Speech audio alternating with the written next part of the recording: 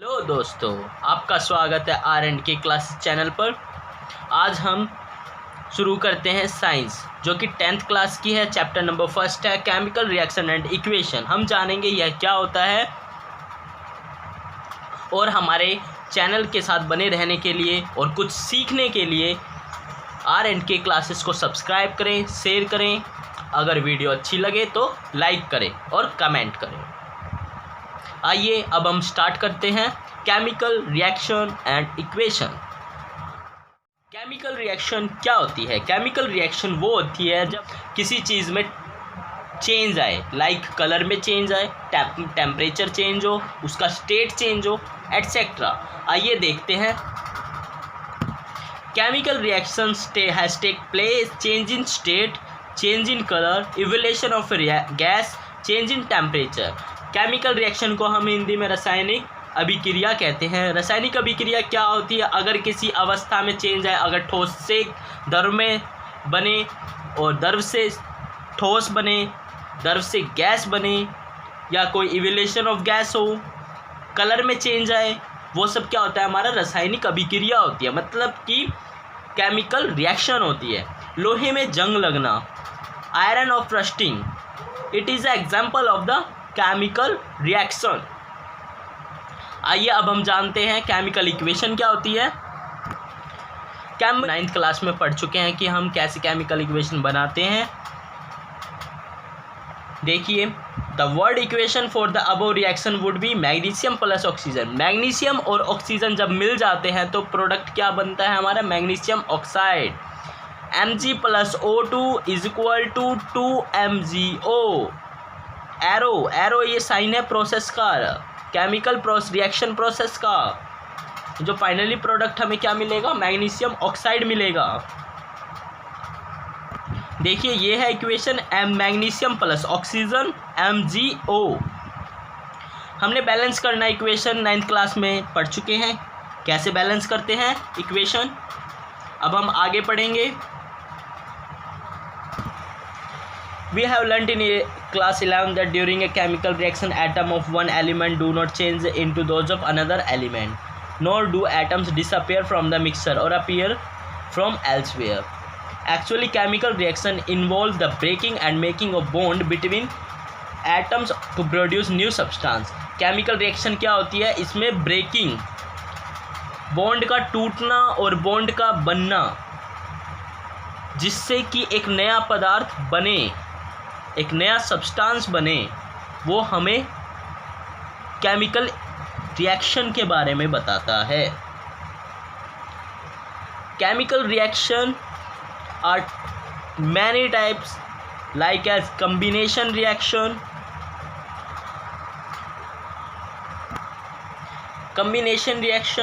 Decomposition reaction, displacement reaction और double displacement reaction. Combination reaction को हम हिंदी में संयोजन अभिक्रिया कहते हैं, और डिकम्पोजिशन रिएक्शन को हम वियोजन अभिक्रिया कहते हैं, और डिस्प्लेसमेंट रिएक्शन को हम विस्थापन अभिक्रिया कहते हैं, और डबल डिस्प्लेसमेंट रिएक्शन को हम द्विविस्थापन अभिक्रिया कहते हैं। अब हम एक एक करके सभी रिएक्शन के बारे में जानेंगे। सबसे पहले स्टार्ट करते हैं हम, कम्बिनेशन रिएक्शन क्या होता है। Combination reaction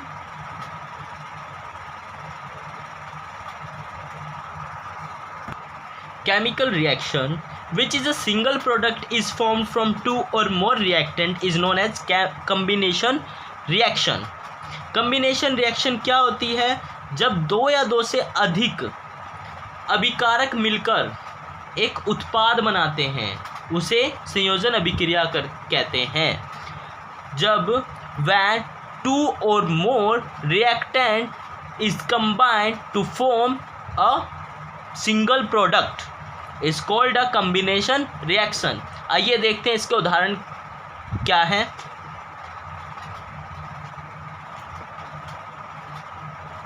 for example, carbon plus oxygen to form CO2, carbon plus oxygen to form CO2, hydrogen plus oxygen, 2 moles of hydrogen plus 2 moles of oxygen,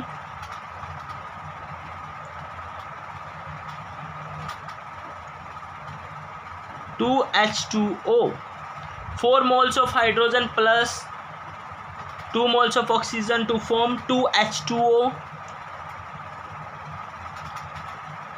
water में 2 मोल्स हाइड्रोजन के होते हैं और 1 moles oxygen के होते हैं, तो वो वाटर की फॉर्मेशन करते हैं।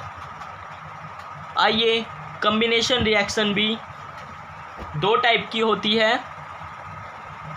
एक होती है, इसे हिंदी में कहते हैं ऊष्माक्षेपी और ऊष्माशोषी। Combination reaction are 2 types, exothermic reaction और एंडोथर्मिक रिएक्शन। एक्सोथर्मिक रिएक्शन को हम हिंदी में ऊष्माक्षेपी अभिक्रिया कहते हैं और एंडोथर्मिक रिएक्शन को हम हिंदी में ऊष्माशोषी अभिक्रिया कहते हैं। आइए देखते हैं एक्सोथर्मिक रिएक्शन क्या होता है और एंडोथर्मिक रिएक्शन क्या होता है। एक्सोथर्मिक रिएक्शन क्या होती है? एक्सोथर्मिक रिएक्शन वो होती है जिसमें से हीट रिलीज हो ड्यूरिंग रिएक्शन, मतलब कि ऊष्मा निकले रिएक्शन के दौरान, रासायनिक अभिक्रिया के वक्त ऊष्मा निकले। जैसे कि कैल्शियम ऑक्साइड मतलब बिन बुझा हुआ चूना प्लस में वाटर को मिलाते हैं तो हीट रिलीज होती है। हीट रिलीज होने के बाद हमें क्या प्रोडक्ट मिलता है?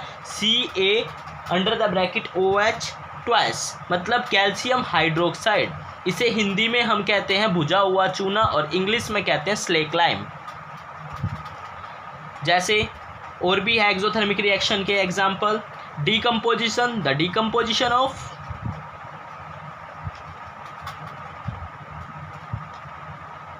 Vegetable matter,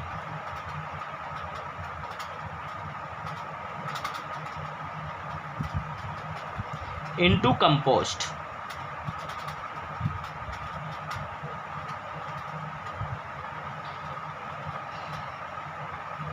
decomposition of vegetable matter into compost, मतलब कि इसका अर्थ है सब्जियों का गलना और खाद में परिवर्तन हो जाना ही एक्सोथर्मिक रिएक्शन कहलाती है। ये एग्जाम्पल है, मतलब ऊष्मारोधी ऊष्माक्षेपी रिएक्शन कहलाती है। आइए अब हम देखते हैं एंडोथर्मिक रिएक्शन किसे कहते हैं।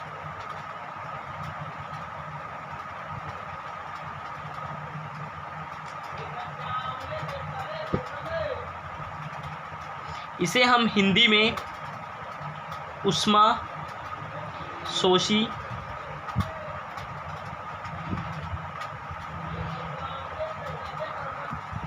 एंडोथर्मिक रिएक्शन ऊष्माशोषी अभिक्रिया में हीट रिलीज नहीं होती, रासायनिक अभिक्रिया के दौरान हीट रिलीज नहीं होती।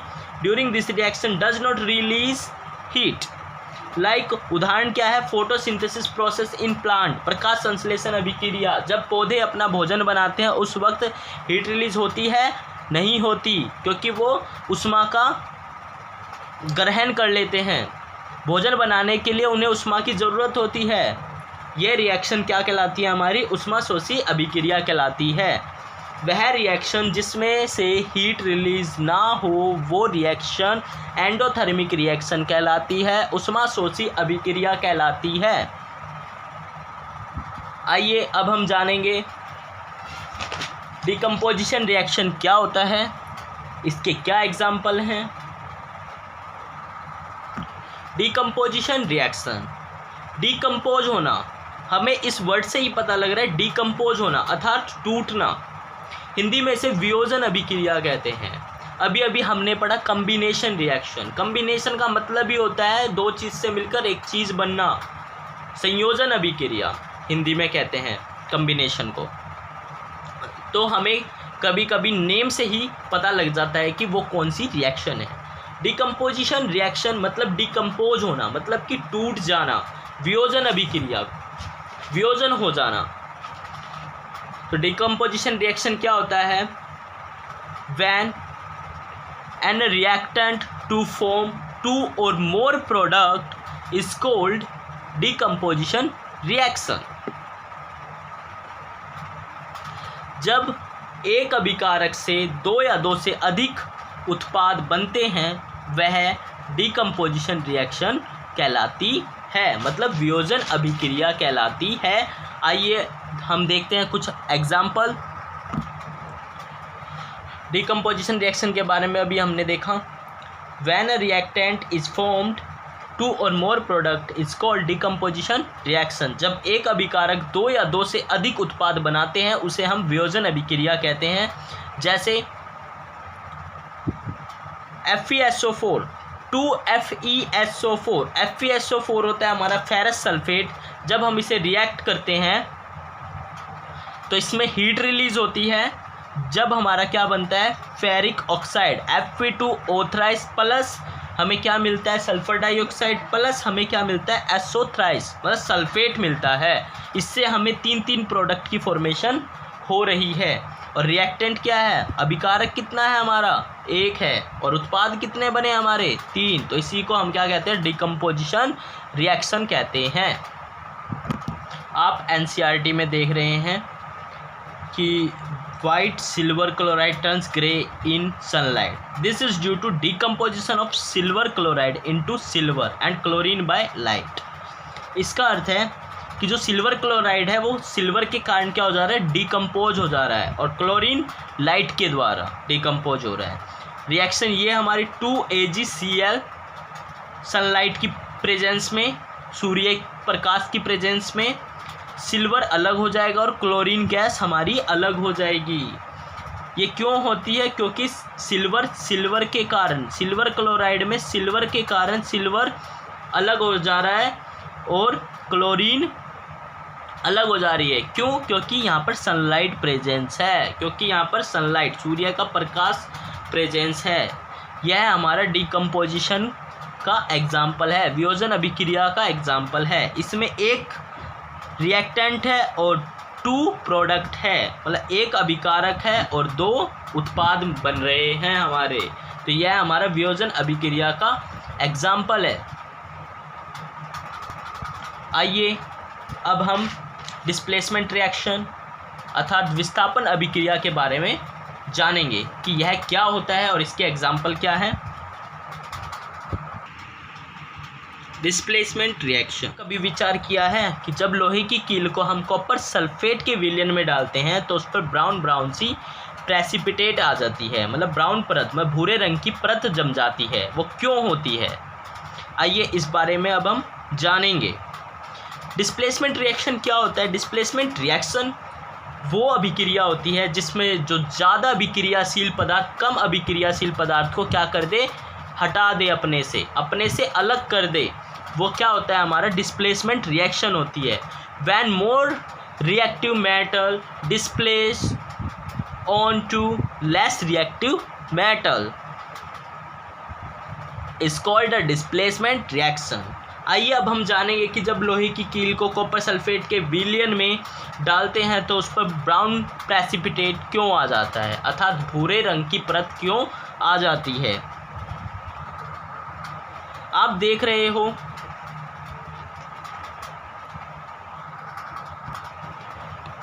Fe plus copper sulphate FeSO4 iron sulphate plus में कॉपर। ये क्यों हो रहा है क्योंकि आयरन कॉपर से बहुत अधिक अभिक्रियाशील मेटल है मोस्ट रिएक्टिव मेटल है आयरन। इसलिए ये क्या कर रहा है कि आयरन सल्फेट के साथ जुड़ जा रहा है और कॉपर को अपने से अलग कर दे रहा है। डिस्प्लेसमेंट का अर्थ ही होता है डिस्प्लेस कर देना मतलब कि विस्थापित कर देना अपने से अलग कर देना। तो वो मेटल जो बहुत ही ज़्यादा रिएक्टिव मेटल होता है वह अपने से लेस रिएक्टिव मेटल को अलग कर देता है। इसमें आप देख रहे हो कि आयरन प्लस कॉपर सल्फेट में CuSO4 जो प्रोडक्ट बन रहा है वो हमारा फेरिक सल्फेट मतलब कि आयरन सल्फेट बन रहा है प्लस कॉपर अलग बन रहा है। वो क्योंकि कॉपर बहुत ही लेस रिएक्टिव मेटल है कंपैरिजन टू द आयरन। इसीलिए अब वो अपने से कंबाइन होके आयरन के साथ सल्फेट कंबाइन हो जाता है तो जिससे आयरन सल्फेट बनता है और कॉपर अपना अलग हो जाता है। इसीलिए आयरन सल्फेट के कारण ही लोहे की कील पर ब्राउन प्रेसिपिटेट आते हैं। अनदर एग्जाम्पल, जैसे आप देखोगे जिंक प्लस में कॉपर सल्फेट, तो जिंक सल्फेट बनता है, कॉपर अलग हो जाता है। आप समझ चुके होंगे कि डिस्प्लेसमेंट रिएक्शन क्या होती है और ये क्यों होती है। अब हम double displacement reaction, oxidation, reduction और बहुत सारी चीज़ों के बारे में अब हम नेक्स्ट क्लास में जानेंगे। हमारे साथ बने रहने के लिए R&K क्लासेस को सब्सक्राइब करें। अगर वीडियो अच्छी लगी हो तो लाइक करें और शेयर करें।